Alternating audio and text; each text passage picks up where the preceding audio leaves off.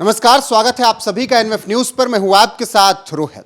पाकिस्तान के पूर्व प्रधानमंत्री और जेल में इस वक्त रोटियां तोड़ रहे इमरान खान का बयान आया है। एक लंबा चौड़ा उन्होंने पोस्ट किया है भारत और पाकिस्तान के बीच जो तनाव वाली स्थिति है उसको लेकर, पहलगाम को लेकर, और इसके अलावा उन्होंने 2019 पुलवामा का भी जिक्र किया है। इमरान खान ने बहुत सारी बातें कही हैं और उन्होंने भारत पर कई गंभीर आरोप लगाने की कोशिश की है। हालांकि भारत में इस वक्त पाकिस्तान को जवाब दिए जाने की बात चल रही है और लगातार मीटिंग्स का दौर चल रहा है। दिल्ली में हाई लेवल मीटिंग हो रही है और सभी सेना प्रमुखों के साथ बातचीत हो रही है और उसके बाद आदेश सीधा सा है कि आतंकवाद को जड़ से खत्म करना है।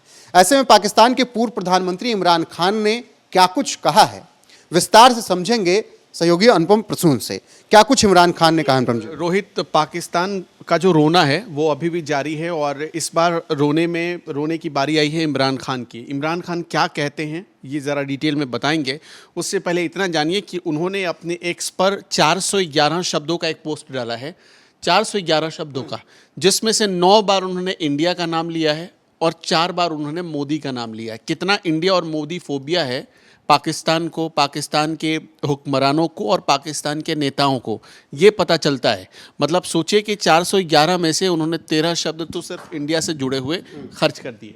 अब वो लिखते क्या हैं इमरान खान, ये समझना बहुत ज़रूरी है और किस वक्त लिख रहे हैं, क्यों लिख रहे हैं, ये भी आपको समझना ज़रूरी है।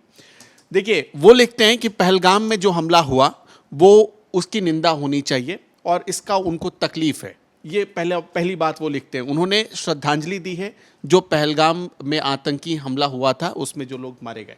उसके बाद वो इसे एक फॉल्स फ्लैग ऑपरेशन का नाम दे रहे हैं। ठीक है, फॉल्स फ्लैग ऑपरेशन मतलब कि ये इंडिया द्वारा मनगढ़ंत ऑपरेशन है। इंडिया एक आरोप लगा रहा है पाकिस्तान पर, ऐसा उनका कहना है। उन्होंने फिर जिक्र किया है कि यही चीज़ इंडिया ने पुलवामा में भी किया था। पुलवामा में भी वहाँ फॉल्स फ्लैग ऑपरेशन हुआ था और हमने जब इंडिया से सबूत मांगे थे तो इंडिया ने इसके सबूत नहीं दिए थे। कितनी हास्यास्पद बात है, आप सोचते चलिए। आगे इसकी और जानकारी देंगे इस पर। दूसरी चीज़ उन्होंने कहा कि ठीक यही पहलगाम मामले में हुआ है, ये एक फॉल्स फ्लैग ऑपरेशन है। पाकिस्तान, भारत इतना बड़ा, इतने बड़े 1.5 बिलियन लोगों का देश है, उसे जिम्मेदारी के साथ इस पर अपने विचार रखने चाहिए। वो कह रहा है कि एक न्यूक्लियर फ्लैश पॉइंट क्रिएट करने की कोशिश की गई है।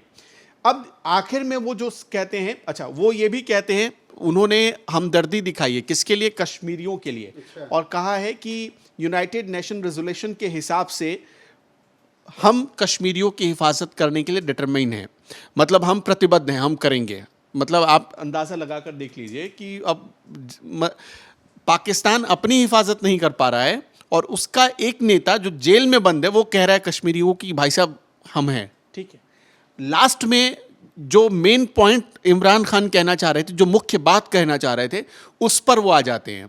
अब सोचिए कि भारत में भी जब ये सब कुछ हुआ तो ऑल पार्टी मीटिंग हुई और सारे दलों ने मोदी सरकार का समर्थन किया, लेकिन वहाँ पर पाकिस्तान में क्या हो रहा है? इमरान खान लिखते हैं कि मैं तो पहले से ही कहता था ये जो नवाज शरीफ, शहबाज शरीफ परिवार है, मतलब शरीफ परिवार है, और ये जो जरदारी परिवार है, इन दोनों के मतलब पाकिस्तान से बाहर अपने बड़े बिजनेस चल रहे हैं, अपना हित है और इसी हित की वजह से ये लोग पाकिस्तानियों का भला नहीं सोच रहे। क्या लिखते हैं? वो लिखते हैं कि self serving figure like Nawaz Sharif and Asif Zardari, वो कभी भी इंडिया के खिलाफ नहीं बोलेंगे। वो कभी भी इंडिया के खिलाफ नहीं बोलेंगे क्योंकि उनके इलीगल वेल्थ, मतलब उनकी संपत्ति और उनका बिजनेस, वो बाहर, पाकिस्तान से बाहर बहुत बड़े पैमाने पर फैला हुआ है। वो फॉरेन इन्वेस्टमेंट से प्रॉफिट कमा रहे हैं और वो प्रोटेक्ट कर रहे हैं अपने फाइनेंशियल इंटरेस्ट को, अपने आर्थिक हित को प्रोटेस्ट कर रहे हैं। साथ ही साथ वो लिखते हैं कि उनमें एक डर का माहौल है। वो लिखते हैं कि ये एक डर का सैंपल है जो शहबाज शरीफ के साथ हो रहा है।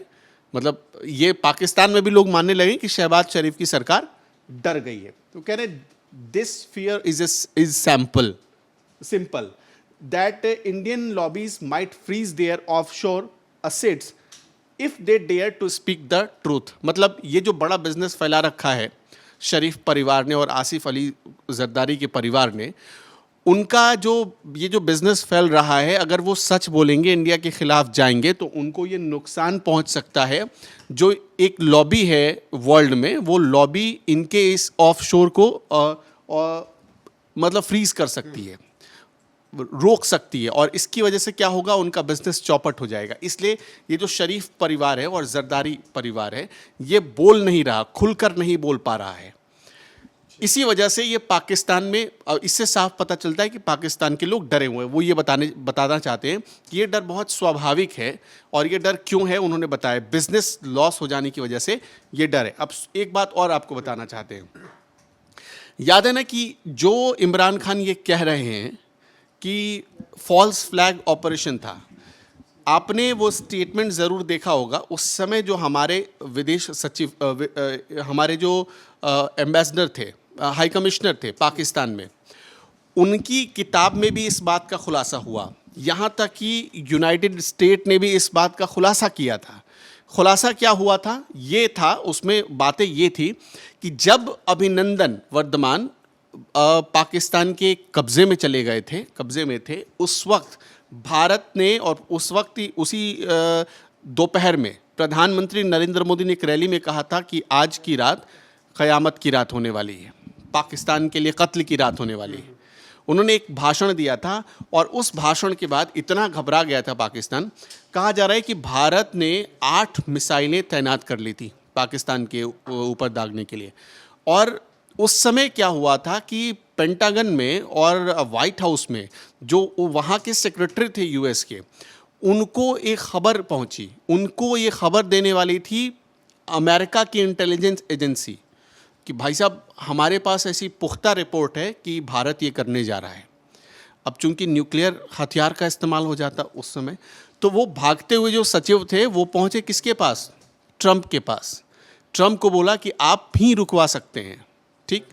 और इससे पहले भारत ने इसकी पूरी जानकारी फ्रांस को, ब्रिटेन को, और भी 1-2-3 मुल्कों को, सऊदी को और यूएई को, इन सबको दे दिया था।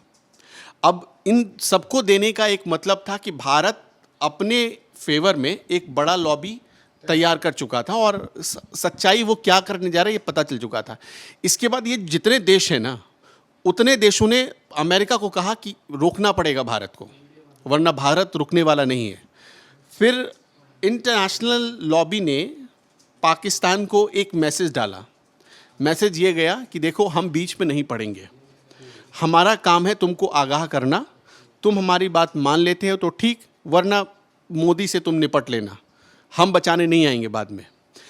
फिर क्या हुआ कि उसी वक्त पाकिस्तान की आंखें खुली, पाँव जैसे बोलते हैं ना, इसको पाँव कांपना बोलते हैं, वो पाँव कांपने लगे, और नतीजा ये हुआ कि उसी दिन पाकिस्तान को ये कहना पड़ा कि हम शाम में अभिनंदन वर्धमान को वापस भेज रहे हैं भारत। और फिर उसके बाद लोगों ने देखा कि कैसे वो भारत आए पंजाब बॉर्डर से।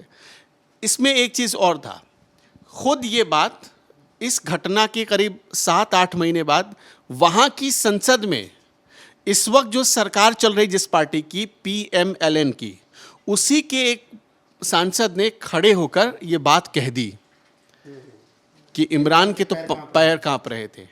सोचिए, पाकिस्तान में ही इमरान खान की पोल खुल गई थी उस वक्त, लेकिन ये वही इमरान खान है जो जेल में है, जेल की चक्की पीस रहे हैं, और इस वक्त मतलब बाहरी दुनिया को दिखा रहे हैं कि देखो भाई, हम हमदर्द हैं।